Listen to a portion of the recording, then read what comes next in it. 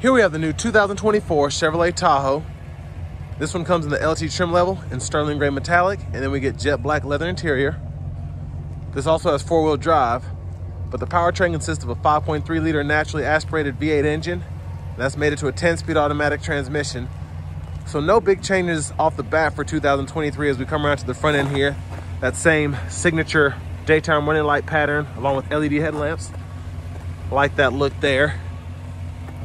And then as we come around to the wheels, we do get these 20-inch aluminum wheels here. But passive keyless entry on all four doors. Assist steps are there. Power door lock controls are here. We have one touch down, express windows for the back, up and down for the front. Power folding side mirrors with blind spot monitors. Power mirror controls are there. Memory seat functions. Pretty good storage in the door panel. Bose sound system. Electronic parking brake. Press to engage to the brake. Press it again to disengage. And then we have the auto stop parking sensors, lane keep system, traction control, 360 camera. All those buttons are there. We don't have a full four-wheel drive system, but we have four-wheel high and then two-wheel. And then we can go through our drive modes by turning this. So normal, sport, off-road, and tow haul. I like that we get this power tilt and telescoping steering wheel. Hood release there. And there's our power driver seat. Two-way power lumbar support. Now trailing information is right in here, so we can tow up to 7,700 pounds with this. Max payload 1642. And I have that seat up front adjusted for someone of my size, being 6'3" with longer legs. So we're gonna check out the leg room in the second row while I try to get the rear media system on. It was trying, might take a minute, but while I'm doing that, rear AC controls are here. We have 3-stage heated outboard seats, 2 USB-C charge ports, HDMI ports that you can run for those screens. And sorry it's getting dark, but 3-prong household plug-in there. And there's the room behind the seat that I'm in right now. We do get USB-C charge ports on either side along with bottle holders. I like that. And there's the sunshade up. Here's the rear media system, Hulu, YouTube, or you can just hook up those HDMI ports again, whether you have a PlayStation or a portable DVD player, whatever. Wireless headphones, you can also hook those up too. And then we can hang a metal hanger, a couple metal hanger hooks or a couple plastic hanger hooks there. But it's dark back here through this tinted glass and that roof being, or the sunshade being back, so let's go ahead and make our way towards the back. Fuel filler there. And then we have LED tail lamps. The bulbs aren't LED, but the actual lamps themselves are. But there's a look behind the third row, so still a very spacious SUV for what you get. And you even have a 3-prong household plug-in back here, so whether you're working out the back here, you want to power a speaker or something, or if you're on a computer or a tablet that needs a 3-prong plug-in, you can run that there. And then we can also power fold these seats up or down when the seats are up far enough.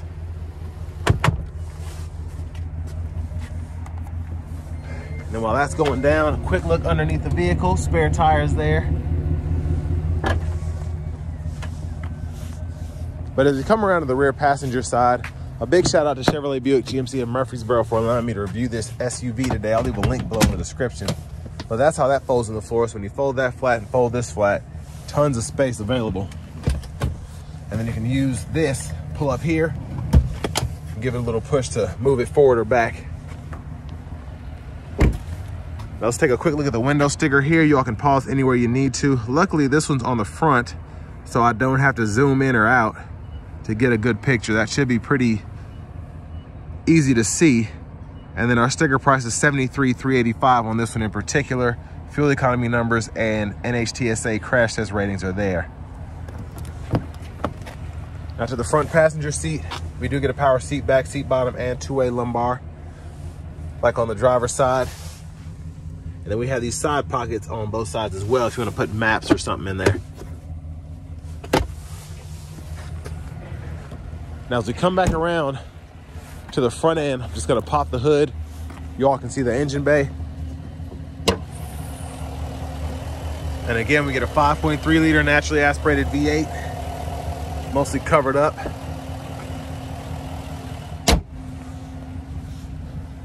But now let's go ahead and hop in the driver's seat.